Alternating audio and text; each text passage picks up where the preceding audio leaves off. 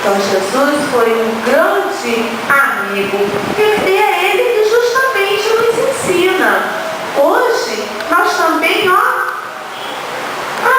as pessoas, a termos amor, a termos paz no nosso coração, a termos a paciência com a mamãe, com o colega,